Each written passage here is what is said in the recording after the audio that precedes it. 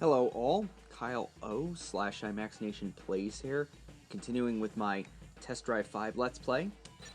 I have it on hard mode this time, and I've enabled Super Arcade mode, of course, like I did in the previous two parts.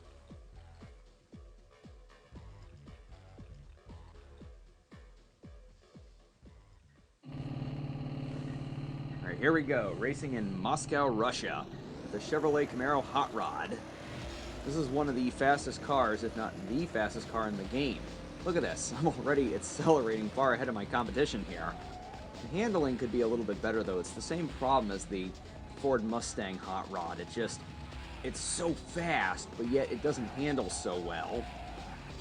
But if you're really, really good, perhaps you can master the handling. Of course, the difficulty settings that I prefer have been set. I decided to get that all out of the way before recording. Let's see if we can win this. I said in the previous part that sometimes Moscow can be a little bit of a problem because I think it's because it rains in this level and the roads get a little bit slippery halfway through the track. I don't know if that's just a me thing, but it's something I've noticed more and more lately. As a kid, not so much, but I revisit this game every so often, but for some reason, more so than ever before, I'm starting to really notice that. The cops that don't do their job, because I turned off the cops. Alright, so, the Chevrolet Camaro Hot Rod in this game goes 237 miles per hour, so yeah, that does make it the fastest car. I don't think it has the best acceleration, but it's pretty close. I think close behind this car is the TVR Speed 12, which goes... The game lists the top speed as 235 plus miles per hour. This goes 237. The game says the Pitbull Special, which is a car made up by the developers, the game says that the Pitbull Special goes 260, but it actually goes 229. This is where I start slip and sliding.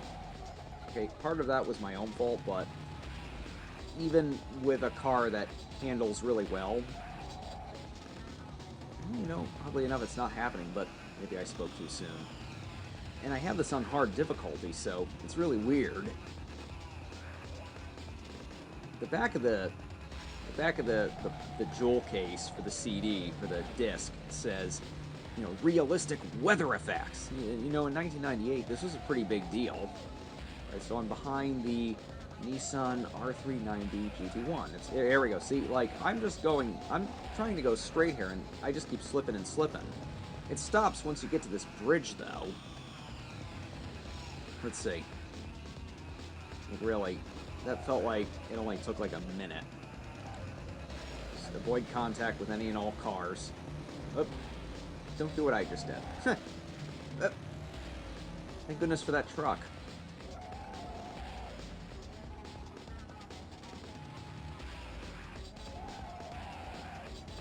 In Soviet Russia, truck hits you.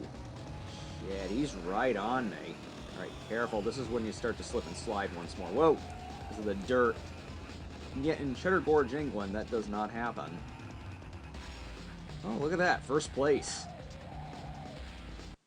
Not bad. Not bad. We're off to a good start. Alright. Where haven't I raced yet? I apologize to everyone who subscribed to me, and by everyone I mean like 10 people. Whoever subscribed to me back in like 2014, I think that's when I first set up this channel.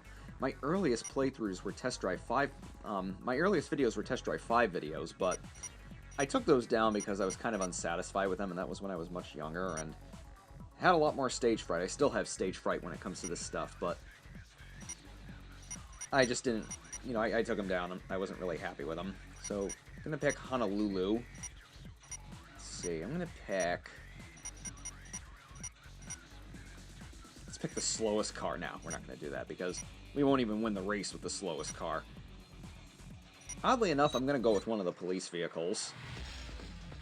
Most of the police vehicles, when you look at them on the car select screen, have the wrong information, like... They say that the Ford Mustang police car goes 157 miles per hour, which is the same top speed as the Ford Mustang GT in this game. They just copied and pasted the information, but no, this car goes about like 190, I believe. You can't arrest anybody. Cop chase mode in this game is just awful, especially when compared to Test Drive. Look at that. That's how this game cheats, people. That's how this game cheats. Get tapped from behind and bye-bye. I probably cost myself the race. Alright, as you can see, this car definitely goes faster than 157 miles per hour. Alright, Honolulu. Let's see.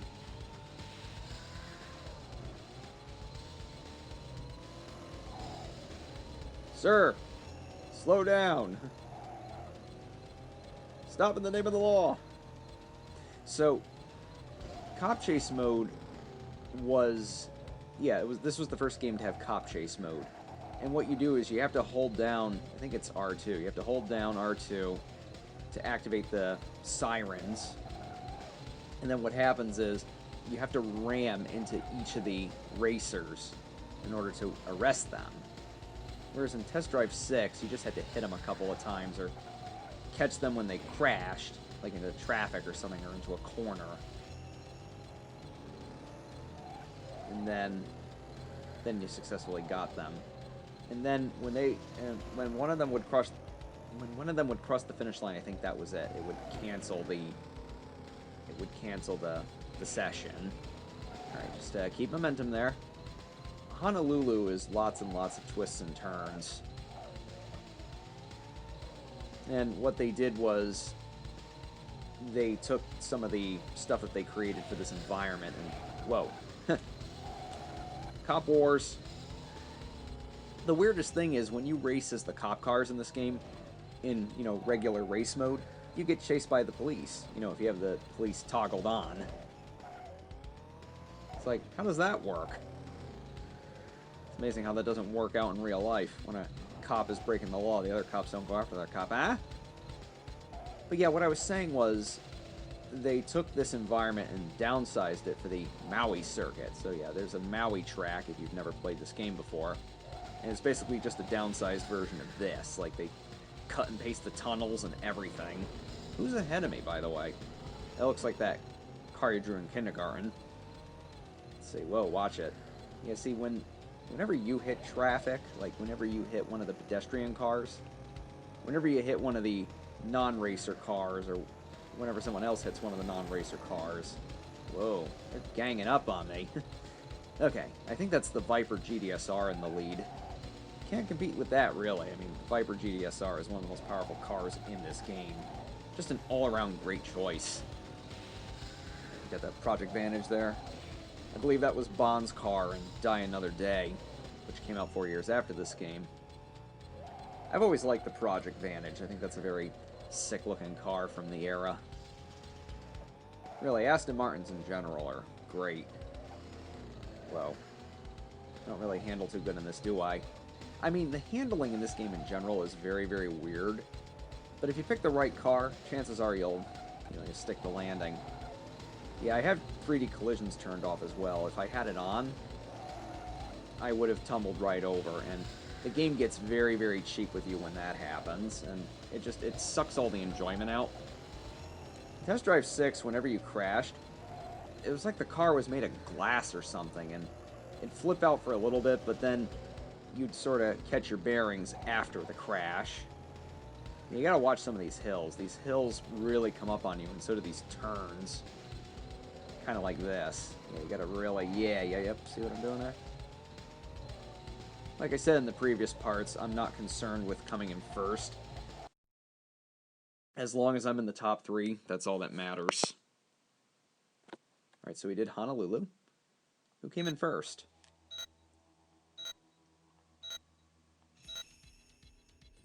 The Viper, and second was Dodge Charger Daytona. Okay.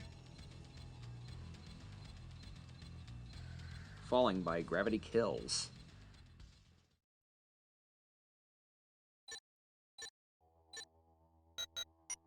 Tokyo.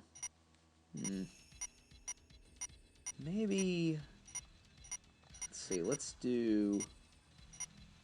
I did Washington, D.C. in the last part. see, Keswick, San Francisco, Bern, Kyoto, and Washington, D.C. and Munich are from Test Drive 4. Munich was in the PC version of Test Drive 4. PlayStation version of Test Drive 4 did not have Munich. So I'm going to pick San Francisco. I'm going to pick, let's see.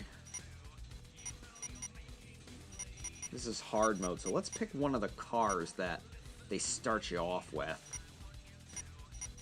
Just to shake things up. Cobra. Shelby Cobra is one of my favorite cars ever.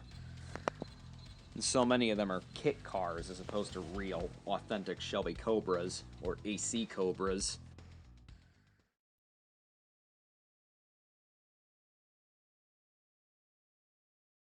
This game starts you off with maybe 10 or 15 cars, and the rest are locked.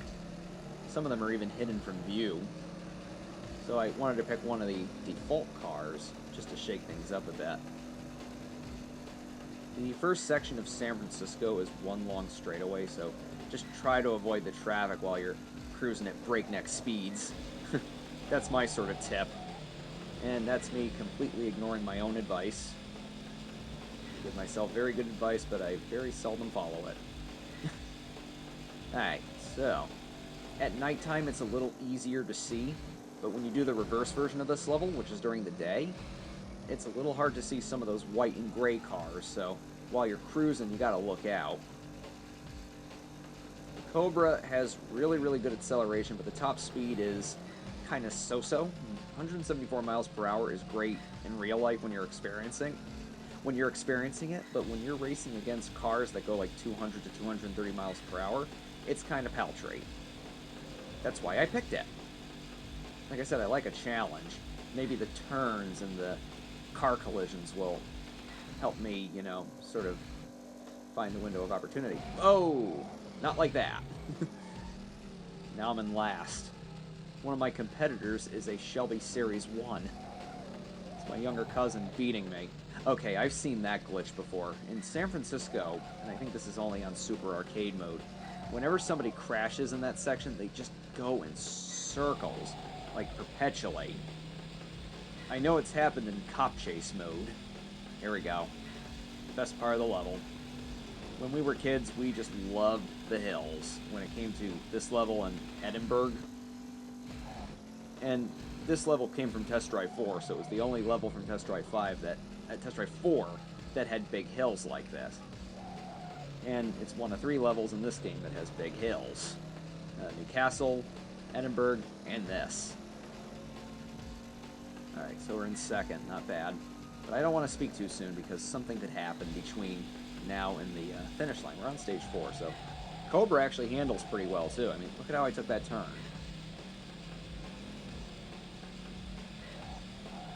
Cobras always rule. Like I said, they're one of my favorite cars, for good reason. Although I will say, the striping on this Cobra is pretty inaccurate. The stripes are closer to each other in real life on most Cobras. Yep, and that's where the 174 miles per hour top speed does you dirty, because... Okay, stay in third. Alright, let's see what can happen here. This is the final part of the level. Oh! No! We're gonna have to do a do-over. Okay. Totally adding time to this part. Well, let's see what we can do. We gonna pick the same car again? Probably not. So yeah, in real life, the stripes on a Cobra are not that are not that far from one another. They're much closer. It's almost like it's one stripe with a tiny slit down the middle. We're gonna pick the Chevelle. Actually, I'm gonna pick the Chevelle. And I'm gonna pick this color scheme specifically because that's the way the Chevelle looked in Test Drive 4, and San Francisco is a course from Test Drive 4.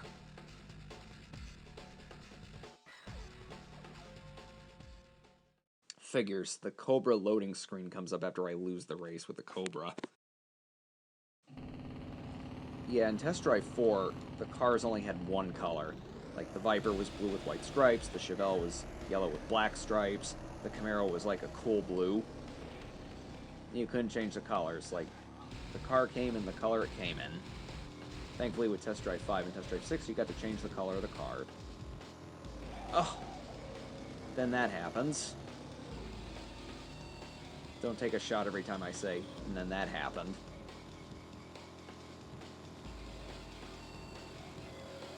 I just love how the backgrounds in this game are like a matte painting. Well, they're not really a matte painting, but they're kind of similar to a matte painting.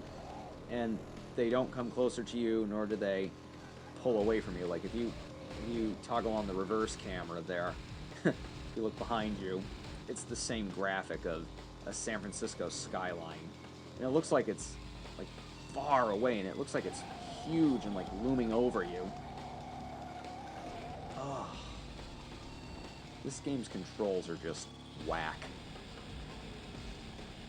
But now we're in the inner city, so you don't have to worry.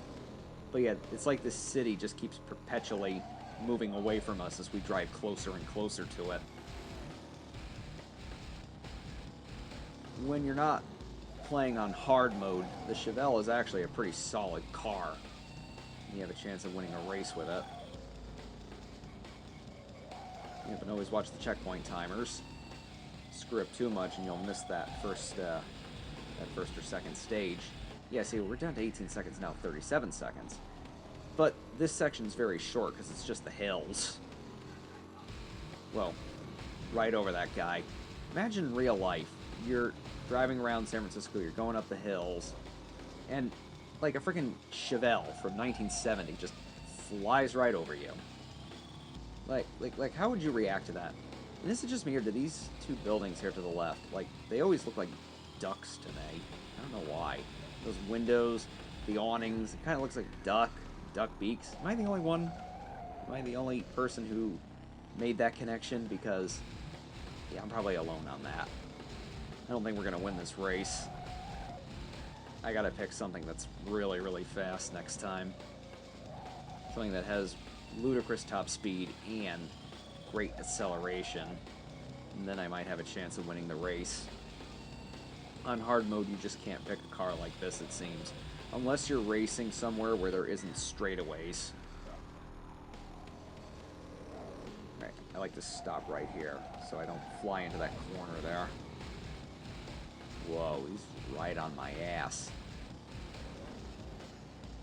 He's closer to me than your average Connecticut driver. Yeah, see, there's that one car there that screwed me up in the last part. That screwed me up the last time. So yeah, I came in fourth again. Hopefully in the next part I know what, screw it. I'm gonna just go right into 20-something minutes. Alright, let's pick something badass. We're gonna go with Speed 12. Even though the Speed 12 has some pretty abysmal handling, I'm gonna go with it. Actually, I can go and fix that. Hold on. I'm just adding more time to the part. It must be an old timer because I've been uploading YouTube videos on my other channel since 2007, and that was back in the day when there was like a 10-minute limit. But I also want to take it easy on my laptop and my recording device. Let's see, yeah, let's do that. I've never really fiddled with brake bias before. Don't really know how that works. I don't think it makes much of a difference. So let's see if we can win. Hope it's not a 3 strikes and I'm out situation.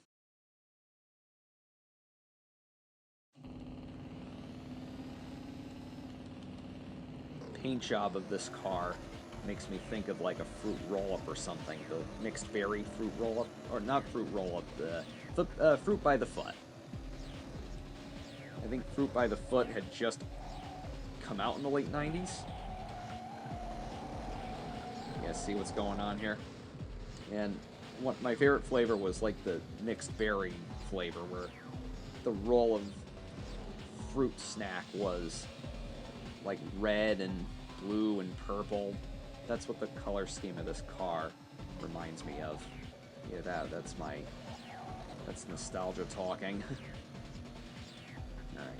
Yeah, this car goes ludicrously fast. Goes 235 plus miles per hour per the game. Although I tested it, I don't think it goes beyond 235 or 236. It's like, with this one car, they put a plus next to the top speed. Why couldn't they specify? All the other cars have specific top speeds. And when you play the game, you get to see what the actual top speed is. Oh!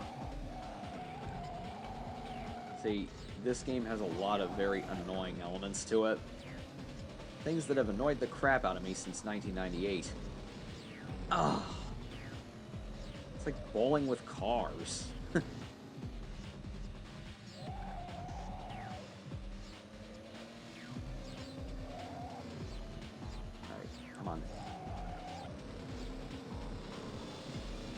Jumpy jumps. Okay, that wasn't really much of a jump, but okay. Whoa!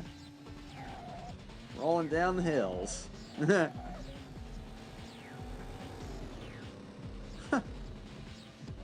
God, the competitors sound so aggressive. Like, you listen to their motors. It's almost like a growl, like and my car is making this like doesn't sound anywhere near as intimidating. Actually, the TVR Cerbera makes the same noise too. There's like a continuity between some of the makes and manufacturers, like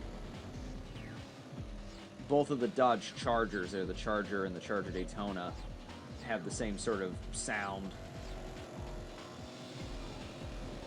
Although all the opponent cars use the same sound effect. In the PC version, they all have their proper sound effects. Yep, there's that one car that trips me up. Well, I won. Who beat me? Well, I came in second place, so who beat me? I'm gonna find out now. View race data. I canceled out of it, only to go back into it. Oh, the Aston Martin won. Thanks for watching, folks. This is iMaxinationPlay /Kylo, signing off.